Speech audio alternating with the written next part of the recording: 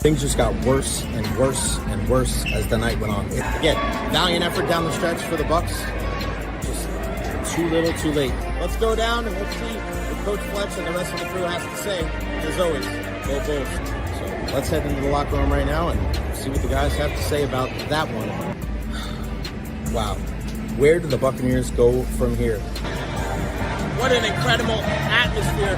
What a good win for the Tampa Bay Lightning. They snapped a 7-game winning streak. How we feeling, Bucs Nation? It's time to party, baby.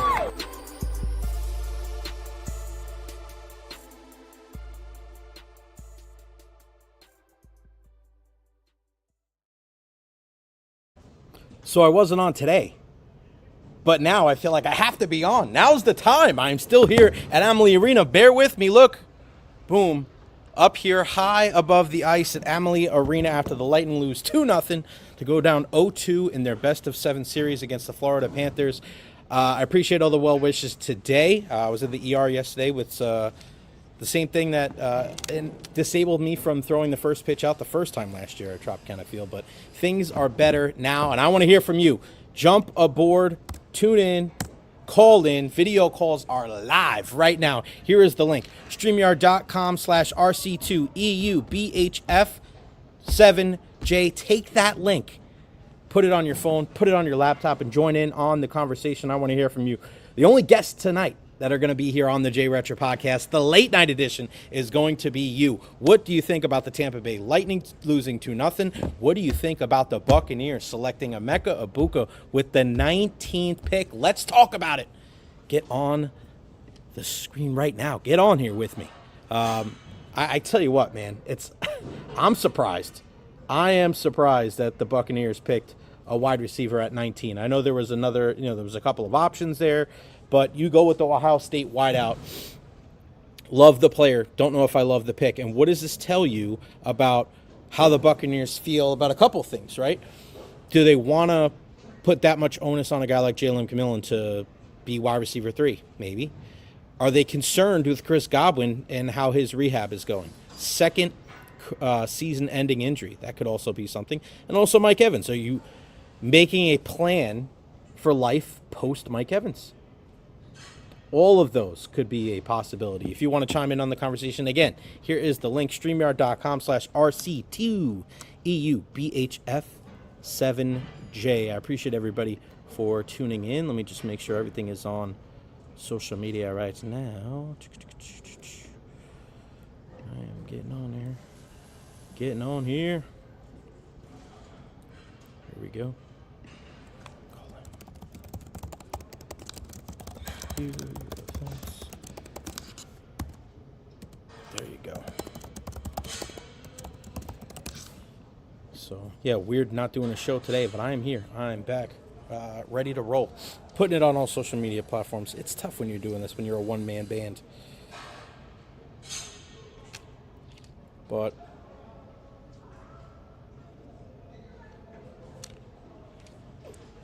oh, sorry guys, get here.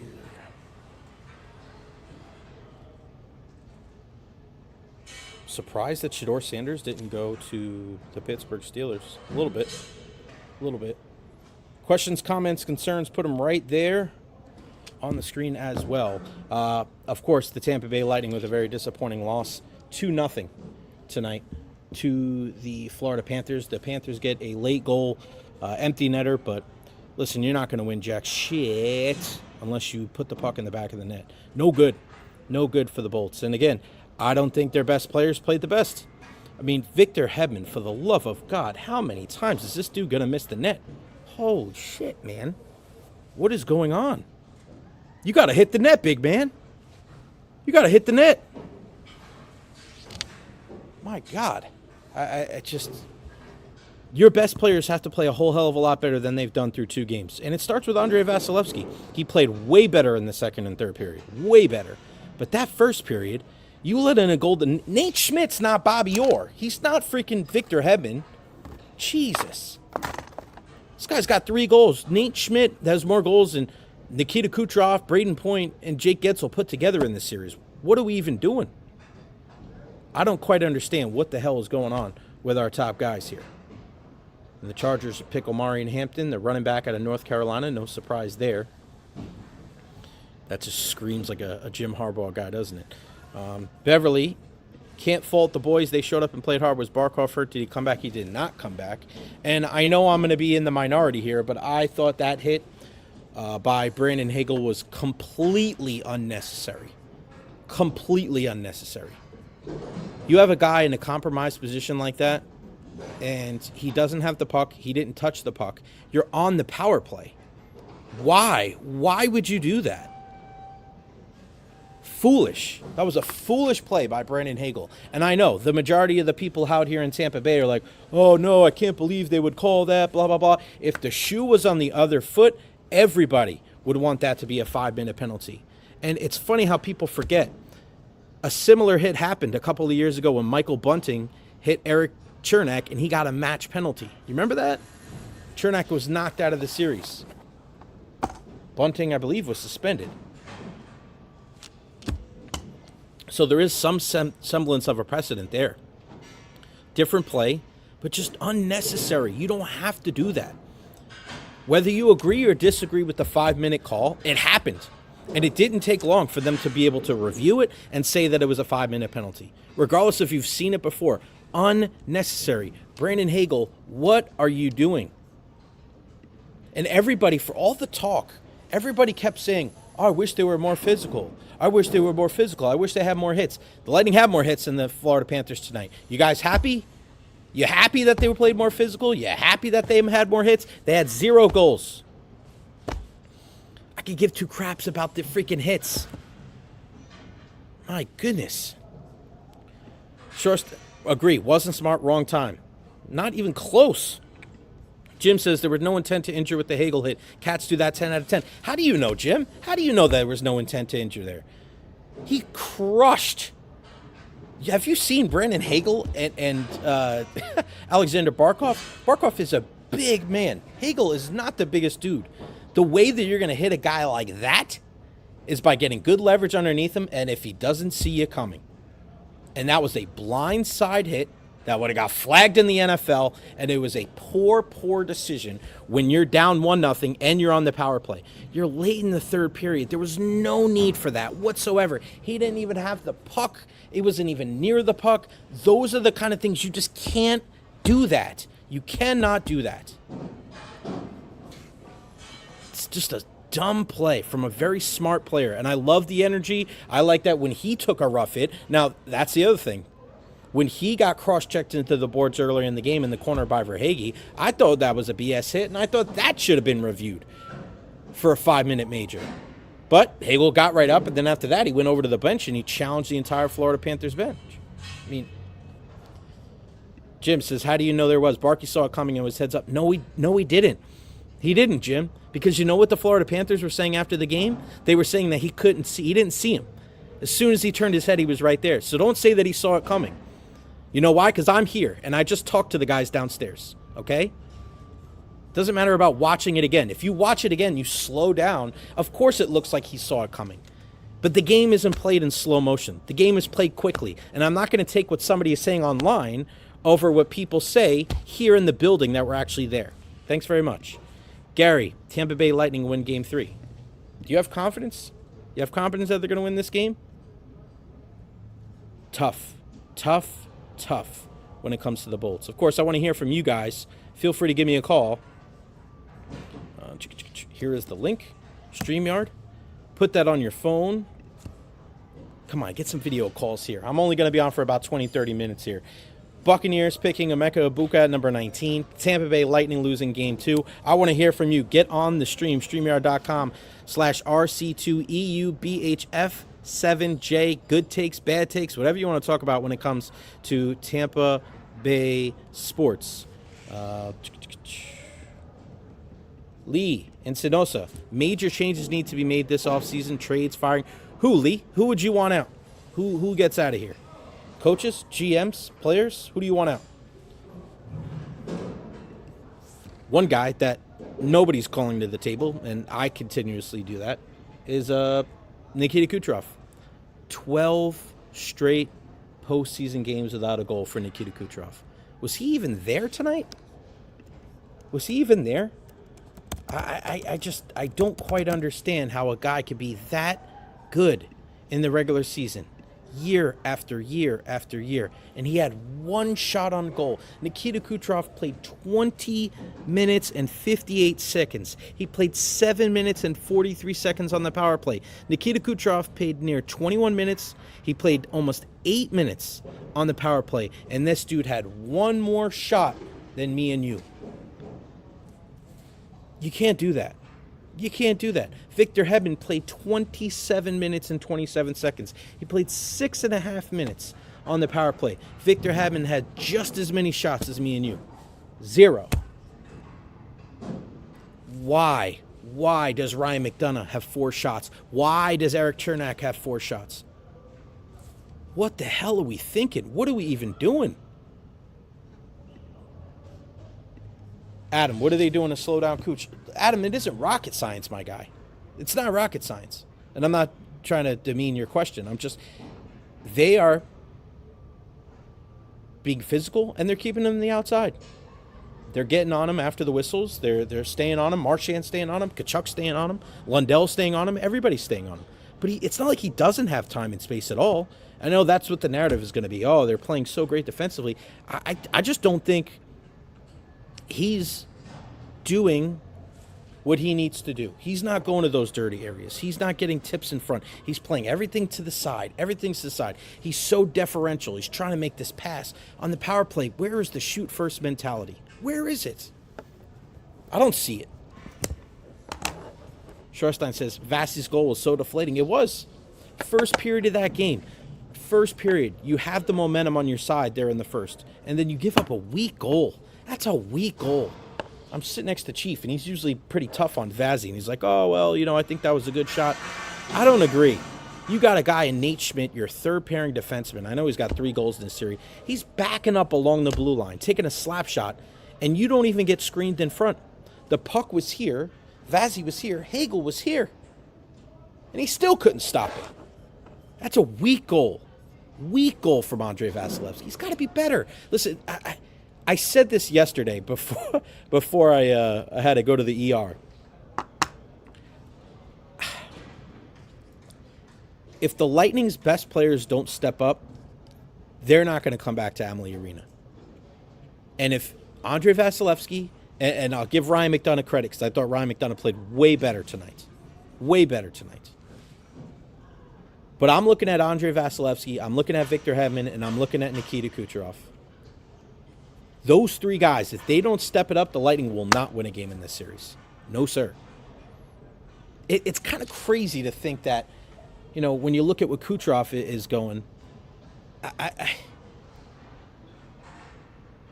Nikita Kucherov, when he does what he does, and he's trying to pass the puck, and he's like looking up in the air when he makes a bad pass, and he's not, we know he's not going to be the most physical guy in the world. I thought there were some times where he did chip in a little bit physical-wise. But when you see Luke Glendening's got 2 bum shoulders, when you see Anthony Cirelli, who was a game-time decision, he wasn't the only one, and then Cooch is like, and he's not leading this team. He's not dragging this team into the fight. I mean, if you're going to get all the praise when things go well, you're going to get the blame when things don't. I'm shocked. I'm shocked that we're 12 games in a row without a goal from Nikita Kucherov. I'm shocked that Victor Hedman has so many opportunities and he has 0 shots on goal in this game. I'm shocked that Andrei Vasilevsky was not ready to play in the first 20 minutes. Fantastic in the last 40. But the first 20, even after the goal, his rebound control was off. And it's just like, what are we doing, guys? How do you expect to win? You look at what Nick Paul's been all over the ice, Geeky and Gonsalves, and my God, how good was the 4th line tonight? Luke Glendening and Zemgus Girgensons and Mitchell Chaffee. Chaffee gets an opportunity, and those guys are all over the frickin' place. How come those guys, we say this all the time, when your best players are your hardest workers, you're a tough team to beat. I don't know if are we seeing that right now? And it's crazy that the Tampa Bay Lightning tonight were 0 for 5 on the power play. You know who had 3 power play goals in the 5-game series against the Florida Panthers last year? I'll give you one guess. You don't think that man would have scored a power play goal tonight? You don't think that man would have won that game for his team tonight? So when everybody was coming at me when I thought that it was a poor move because of times like this, when that man busted his ass in the last series that he ever played for this freaking team, and everybody wanted to act like it was a one-for-one trade-off with Jake Ensel, it didn't have to be like that. Didn't have to be like that at all. I'm glad Jake Gensel's on the team. I think he made the team a lot better. I think he has made the team a lot better. I thought he played better in Game 1 than he played in Game 2. But don't tell me that if the certain someone wasn't in his office tonight, that the Lightning don't win this game. Because I guarantee you they would have. Lee says, all the above, Jay. Coach, GM, and a few of the top players need to go. Recipe isn't working anymore. Handshakes Monday. Unfortunately, no confidence in this team. How's the knee, by the way? Glad you look better. It's still bothering me, buddy. Still bothering me. But I was in excruciating pain yesterday, and I'm in so much pain when that happens that I actually get nauseous. And I have 3 doctor's appointments next week to try to figure this out because there's no way that I'm 2 weeks shy of 40 and I can barely walk at times. It sucks. Jim, you're right, man. That 2019, I do too, man. That Columbus series. Best player in the playoffs last year for the Lightning wasn't even close. And Jimmy, you're right. We don't have a threat in the right circle on the power play. And that's where not having a guy like Oliver Bjorkstrand hurts. Hurts in a big, big way. Again, if you want to join in on the conversation, there is the link. Come on. StreamYard.com, RC2EUBHF7J. Put that on your phone. Put that on your laptop and jump aboard. Rays in action right now. They are trailing 3-1 to the Diamondbacks. So, man, it's up to you, Tim. It's up to the Rays to try to salvage this night, so we can have some kind of victory Friday on the program. We will have Eric Erlinson joining us on the program tomorrow at 1:15.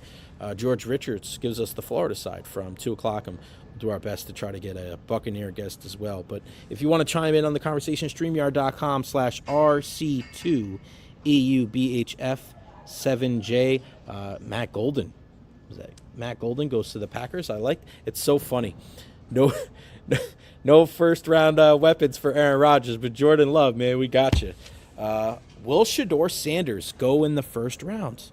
We're at pick number 24 of the Minnesota Vikings. The pick is in. So we'll see. But Matthew Golden goes to the Green Bay Packers, and he joins up with a bunch of the other guys that they have there right now. There's some weapons. They have some weapons. I tell you what, you got to be able to run the football. A.J. Dillon is gone. They were able to get big-time contributions last year from Josh Jacobs. Good for him.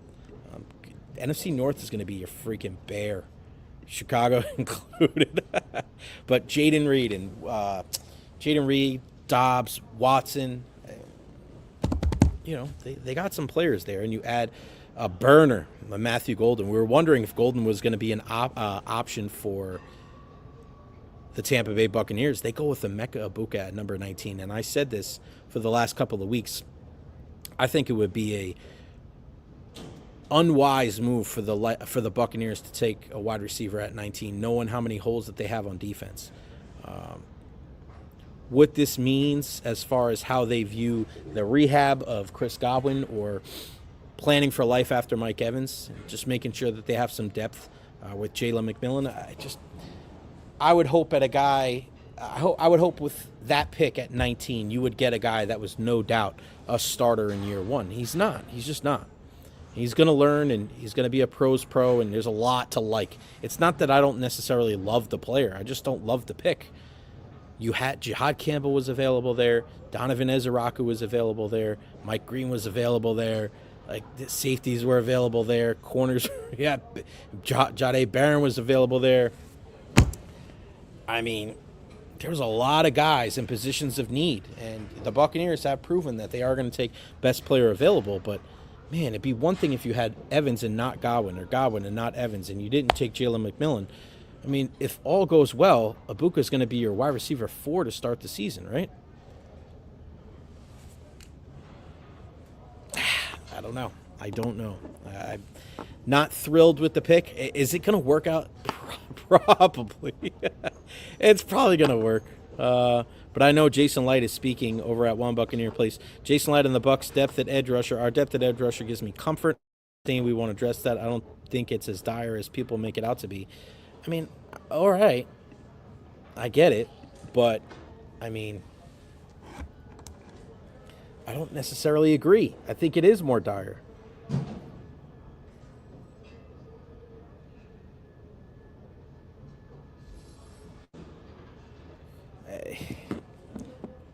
Players and coaches are always going to look at a situation and not think it's as dire as what everybody else does. But you gotta call a spade a spade. The pass rush is just not nearly enough. And you need to take a guy in that spot because you are gonna have Hassan Reddick for what, 1 year? I mean, Hassan Reddick is a good pass rusher, and Adam's saying Hassan Reddick is enough. Is he, though? Because look at it. If Hassan Reddick is good enough, if he has a good year, he's not going to be back with the Buccaneers, right? He's probably going to sign a big-term deal with somebody else. So you have to kind of plan for the future a little bit.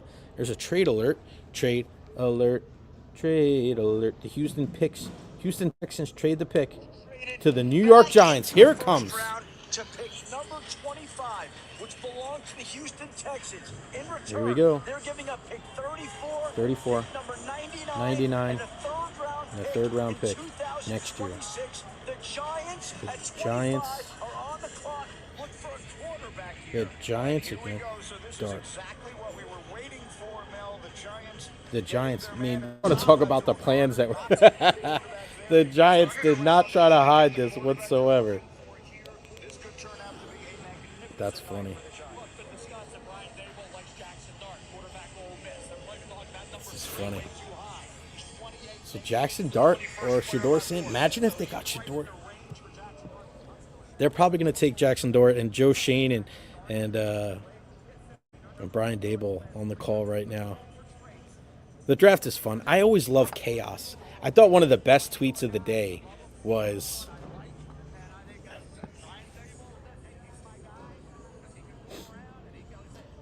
One of the best tweets of the day was that Shedeur Sanders should have got drafted by the Falcons.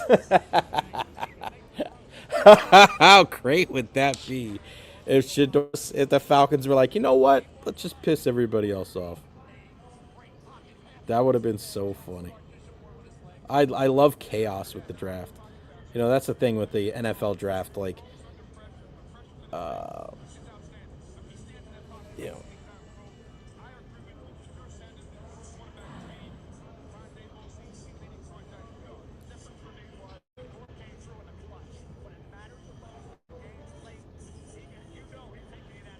I'm trying to get T-Kras on the show.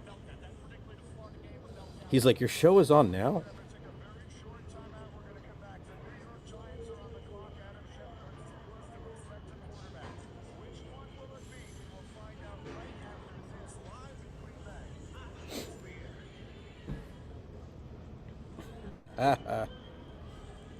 I'm pulling T-Kras.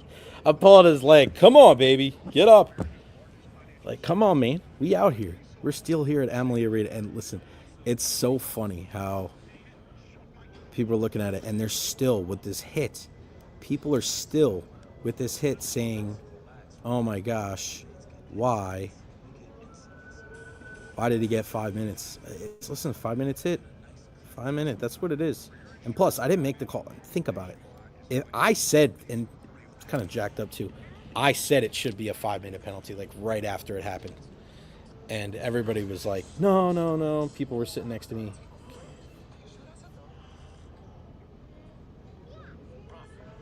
T-Kras is going to join us in 2 minutes. My buddy.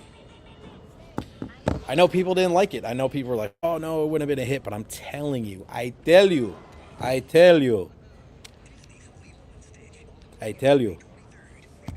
If it was on the other, like, imagine the Panthers were on a power play, and here comes Marshawn. He goes behind the net, and he cleans the clock of Nikita Kucherov. I mean, everybody would be losing their mind. They'd be losing their minds. They'd be going crazy. But It didn't happen that way. And now we have to see what happens with Sasha Barkov. As much as we can agree or disagree about whether the hit was intentional or what's that's going to lead to or whatever, one thing that is undeniable is that the Florida Panthers will be severely compromised as a team if Sasha Barkov does not play in Game 3. He is one of the best players in the game. It looks like Jackson Dart. Who has it's going to be pretty funny. Who is going to have hold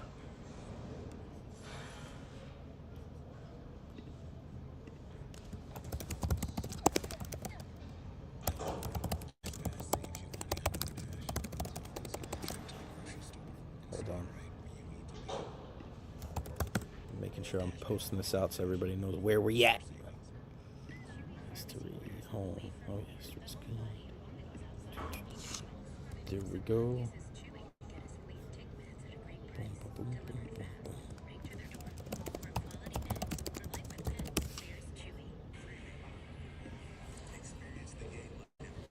T-Kras, he was like, I look like crap. You don't look like crap. I felt like crap yesterday. But yeah, I mean, if Barkov is not in this game, Game 3, Saturday afternoon, and that's the other thing, is it's not a full 48 hours rest. So we heard that the Lightning are going to practice here tomorrow at 11:30, and then the Panthers are going to practice down in Estero, I want to say, at noon. So, what happens, right? What happens with Barkov if he can't play? That's huge in so many different reasons. Like, listen, he's your 29-year-old center. This is a guy that had 71 points in 67 games in the regular season, 2 assists in Game 1. What did he have tonight in Game 2? He had an assist and a +1 tonight, 8 for 15 on the draw, which is a little low for him, 53%, just a little. But this is a guy that plays 245 on the power play, 435 on the PK. That's the thing to be cognizant of when you're looking at Barkov. This is a guy that is phenomenal in the face-off circle. And on the PK, he's relentless. He's a big dude. He's got a long reach. He just gets a stick in those passing lanes. And the game on Saturday is at 1 o'clock. So a very quick turnaround for this series. 6:30 start tonight after an 8:30 start on Tuesday. And they're starting at 1 o'clock on Saturday. If I had to put my money on it, I would say that Barkov, the fact that he didn't come back in a 1-goal game, I don't know, man. And there it is. It is official. The Giants trade back into the first round, pick 25, and they take Jackson Dart. So Shedeur Sanders, not the second quarterback, off the board in the 2025 NFL Draft. It goes Cam Ward with pick number 1 out of Miami to Tennessee. Jackson Dart, pick 25 from Ole Miss to the New York Football Giants. So the Giants in the offseason, how they have addressed their quarterback position, they've gone Jameis Winston in free agency, Russell Wilson in free agency, and Jackson Dart with their second first-round pick.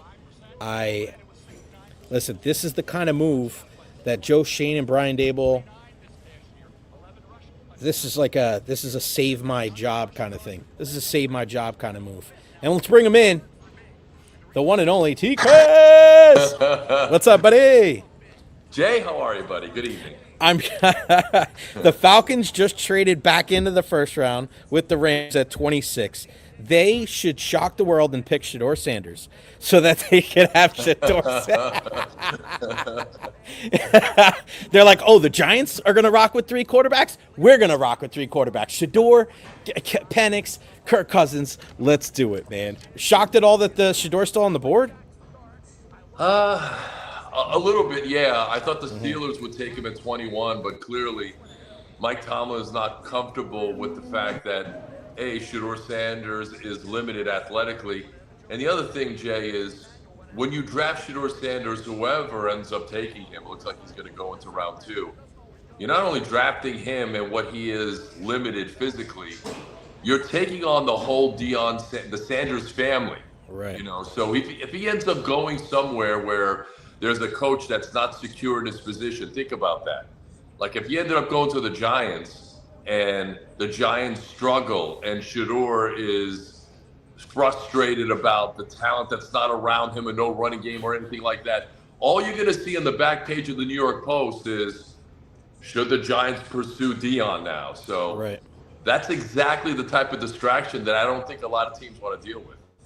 No doubt, no doubt. And, you know, once he passed the Steelers, it was like, oh, man, is he going to fall to the second round? And, you know, there's a lot of these reports that are coming out. And I know, I think it was Jordan Schultz today said something of like, oh, yeah, you know, people were saying they were just kind of make this kid look bad. Listen, our buddy Trevor Sickham, he was on Dan Patrick 3 weeks ago talking about what he was hearing at the combine was that Shador could fall, and people didn't want to deal with this stuff. I don't think that it's, you know, people are hating on Shador. I think it's real. I think his limitations offensively, he's a traditional pocket passer in a game that's going away from the traditional pocket passers, and the baggage with his dad, and it's always going to be hanging over his head. I don't think this is somebody making it up, and it's evidence today. We're at pick 26, and he's still at home. There's a lot to take on there. There's no question. You know, when I was in New Orleans for the Super Bowl, I saw him. He was on Radio Row, and I was surprised as to how small he looked physically. He might be 6 feet, a kind of slender type of build. So there's a lot of drawbacks there, plus the specter of his dad following him potentially wherever he may end up, getting drafted. Yeah, I would say he's kind of like Chris Mathis body type. I don't know if that's he's got a lot of Josh Johnson type of quality. So what does that mean? He's going to be on 16 teams in 14 years? That's crazy. What so Emeka Egbuka is the pick for the Bucs at 19. I've been saying for the last couple of weeks, he got so many holes on defense. I know Jason Light just said over at One Buck that the pass rushing situation isn't as dire in his mind as everybody else's. And I go, okay, you get it. You address Hassan Reddick, and I understand that. But listen, man, you got to get to the passer. You got to get to the passer. You got to get to the passer with 4, so Todd can do what he likes on defense. And them going with Emeka Egbuka, and this guy, loved the player. Don't know if I love the pick. What did you make of that? And I know you put something out on Twitter about what this means for Godwin's rehab. What did you think when the call came down? A little bit of a curveball, there's no question, and I'm with you. He's a wonderful player. You watch him play, there's no question. He's a high character guy. He's going to come in. He's going to make plays. He's going to be a very good receiver in this league. Mike Evans has another year left to go in his contract. Chris Godwin, I'm telling you, and Jason Light denied this a few minutes ago. He's not going to come out and say, whoa, we're concerned about his rehab. That's why we took this guy. And then the follow-up question is, well, why'd you pay him all that money? So they're not going to come out publicly and say that. A couple of weeks ago at the owners' meetings, if you remember, Jay, Todd Bowles said, I hope Godwin is ready for week 1. And I saw that and I played those comments on my show. I'm like, this is something, because he just basically said, I don't know if he's going to be ready for week 1. So it was a devastating injury. There's no question about it. And they didn't want him to leave the building. That's why they paid him the kind of money that they paid him, and he left money on the table. So this is an insurance policy, I think, for Chris Godwin. Now, on the defensive side, here's what I'll say. If you're noticing, a lot of these guys are sliding down. A lot of the guys that a lot of people thought would go very high in the draft are still going to be there into round 2. I think a lot of talent is going to get pushed down. And, Jay, when these quarterbacks start to fly off the board, more talent is going to get pushed down to the Bucs at 53 and the Bucs at 84. I would just tell everybody to let's take a deep breath, let it play out. I trust Jason Light. You guys should too. I know you trust Jason Light. Oh, yeah. I'll give him the benefit of the doubt. Let's see what they do tomorrow. Yeah, and we just saw another trade. The Falcons traded up to 26 with the Rams, and they picked James Pierce Jr. from Tennessee. I know that was a guy early on a lot of people would have liked for the Buccaneers, but Pierce gets taken. But that means that Mike Green's still on the board, Donovan Ezraku's on the board, Jahad Campbell's still on the board. There's a slew of guys. I mean, Will Johnson was a guy that, and I know that people have concerns with the injuries, but I mean, I watched Will Johnson last year. I'm like, man, this is a guy 6'2", 194, can take the football away. I wouldn't have hated if the Bucs picked him. Max Hairston was a guy that was getting some late vibes, possibly coming out of Kentucky. But I just look at Nicky Manwari, safety, who crushed it at the combine. There's a lot of guys. Malachi Starks. People were wondering, all right, you put him in the right. Like, you're spot on. Trey Amos out of Ole Miss was a first-team All-SEC selection, 6'1", runs really well. I think he's another guy that the Buccaneers like a lot. All these guys, Jay, are going to slide it into tomorrow. So I'm pretty sure when their pick comes up at 53, one of those guys that we have just mentioned could very well be there. All these quarterbacks, by the way, are going to start flying off the board, and some of these other skill positions that the Buccaneers have no interest in. So it's going to push a really good player down to them tomorrow. What pick so far, or what team's decision so far caught you by surprise or stood out to you the most? I think the Jaguars trading up to the Browns. That's quite a haul for a non-quarterback. You know, man. Travis Hunter better be Shohei Ohtani if you're giving up that haul that Liam Cohen gave up to go up from 5 to 2, to give up a 2 and a 4 this year and a 1 next year. Yeah. What if they're terrible? What if Trevor Lawrence is terrible? Then the Browns might be looking at 2 picks, maybe in the top 5 or 6. I know. Travis Hunter. Where do you fall on Travis Hunter? Because I feel like phenomenal talent. But if he doesn't play both ways, right, you're just, I don't know, like if he's a really good receiver or a really good corner. And if you're playing him both ways, Jay, he's susceptible to injury, okay? Doing it in the Big 12 is one thing. Doing it in the NFL is an entirely different animal. Yeah, you're not playing St. Mary's School for the Blind A&M every other week, you know? Our Lady of the Worthless Miracle here. You're not playing Blairsville High, you know, the home of the fighting Mathises over there. What'd you think of the Lightning game tonight? I'm still here at Amalie. I got to get the hell out of here. Look, you're right there. You could tell me what the locker room felt like. I saw Jake Ensel's comments. Like, we're not dead, and everyone's going to proclaim us and pronounce us dead, and we're going to bounce back. The bottom line is this, Jay, and I think you feel this too. A couple of things. One, the Florida Panthers have put on a masterclass in terms of how to defend the Lightning, and you don't get a whole lot of room against them. They put a lot of pressure on the puck. The Lightning gave away too many pucks tonight. They were 0 for 5 in the power play. The Panthers' penalty kill has been splendid. They just know how to defend this team, and this might be psychological. I think the Panthers are in the Lightning's heads right now. Tell me what you think. You're right there. Yeah, I mean, I like that. I like what you said about the psychological part. I also think it's about, see, a lot of people, I don't want to say it was erroneously, but I think so many people were putting such an onus on the physicality. It's more about what you said there. It's about closing the space. Yes. It's more about that than the Lightning had more hits than the Panthers tonight. That's what everybody wanted to see. You scored no goals. Who gives a crap how physical you are if you don't put the back in the net? Your best players need to be your best players. And I think 100%. It's an utter embarrassment that in the last 12 playoff games, Nikita Kucherov has as many goals as you and me. You can't do it like that. Nikita Kucherov had 1 shot on net. 1. In a game where you had to win. Nikita Kucherov had 20 minutes. Forwards don't play 20 minutes. Tommy had 7 minutes and 43 seconds on the power play. He had 1 shot on goal. Victor Hedman is taking shots. I joke with my good buddy Phil Esposito. He thinks Victor Hedman needs to go to an eye doctor. He needs to go visit an optometrist. He should tell him to shoot the puck in the corner because then he'd hit the net. Tom, he had 6 or 7 at least shot attempts. He's got 0 shots on goal. And then Andrei Vasilevsky was fantastic the last 40 minutes. But the first 20 minutes, including the goal on Nate Schmidt, there's no screen. It was 60 freaking feet away. You cannot not start on time if you're Andrei Vasilevsky. McDonough, I thought, was terrible in game 1. Was much better tonight. I'll ask you this.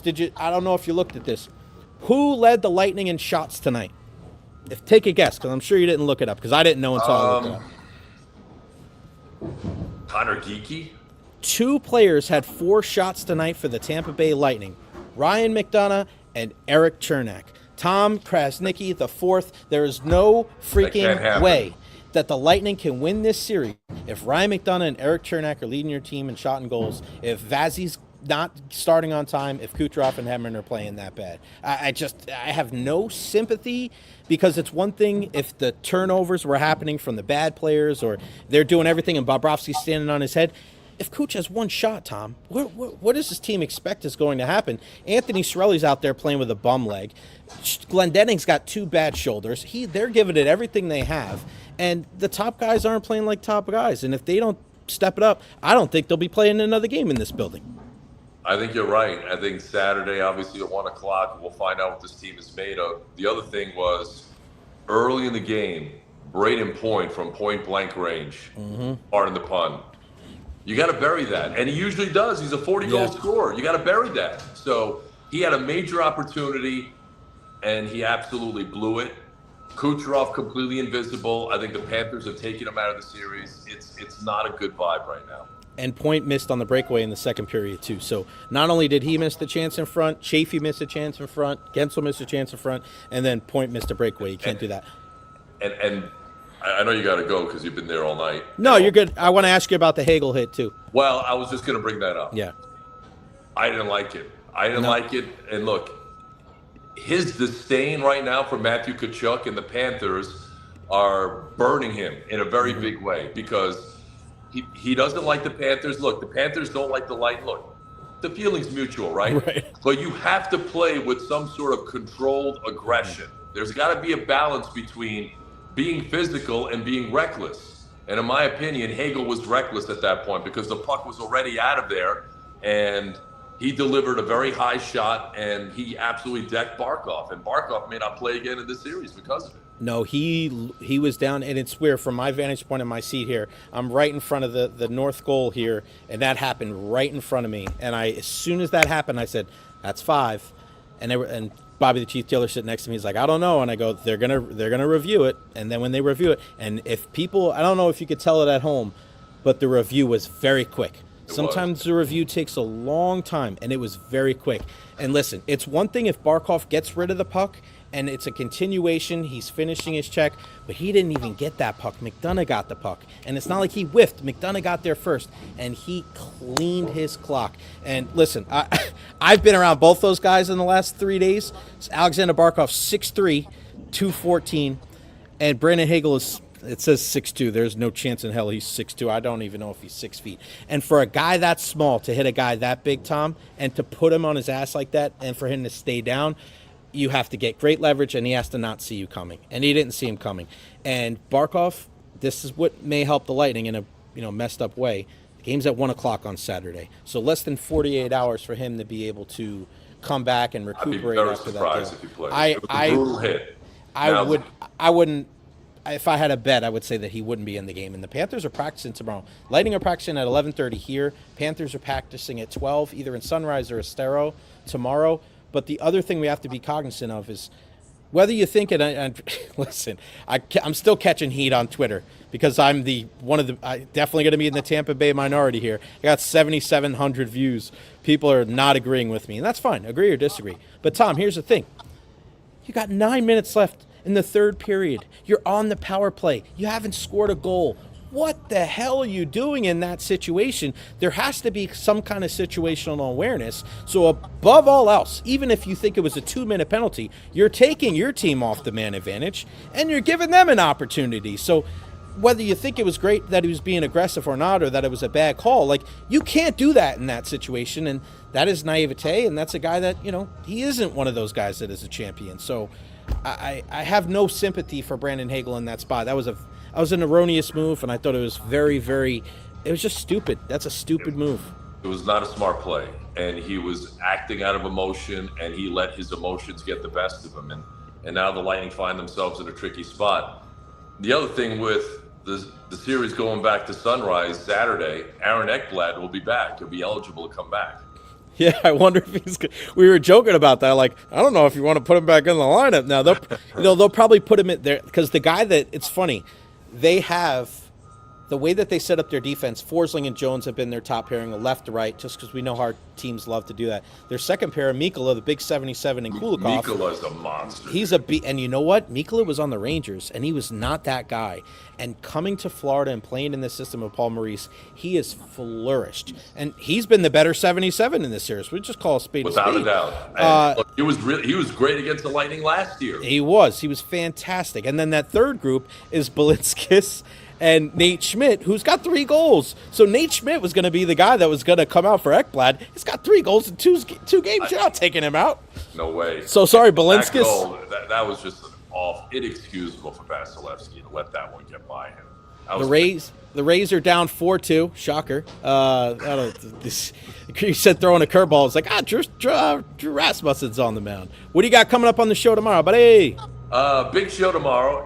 Eric Neander will join us. I'm going to be live at Moss Sun in Newport Richie. Nice. Ira Kaufman, your boy, Dad. Yeah, Jay Bird. Abuka, good player. Good player. I was talking to Jason Light at the meetings there. T-Kras. I was with my guy, Dearlin. You got to ask him. I don't know when's the last time you had him on. What's your read on Godwin, Kras? What's your read on Godwin? Jay, let me ask. I know you're interviewing me, but let me ask you a question. Jay Bird.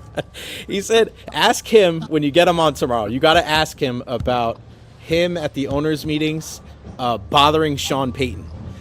He went up to Sean Payton and started bothering him, and then he was hanging out with him for the rest of the night. Steve Isbitz was telling him, go over there. And then, in true Ira has no shame at all to walk up to him. Jay Bird, I'll be right back. I'm going to go try to get a quote from Brady. All right, good luck. Good luck with that one, buddy. I got to go talk to Greg Olson about Rondé Barber. I'll be right back.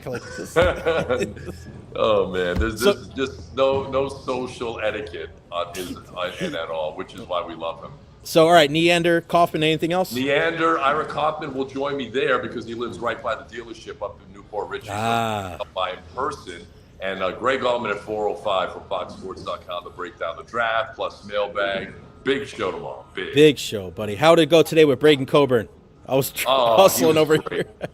He, by the way, he goes, as a player, I asked him about Saturday, 1 o'clock. He goes, I love it. Yeah. He goes, as a player, you get up, you get something to eat, you go right to the rink, you get down to business. And I hope the Lightning feel the same way, too. But he brought some really good insight, as always, as you know. Yeah, guys like that rather than what we saw tonight and Tuesday night, because they're so scheduled for the 7:30s, and then the 6:30 is you got to cut everything down. 8:30, you're waiting down.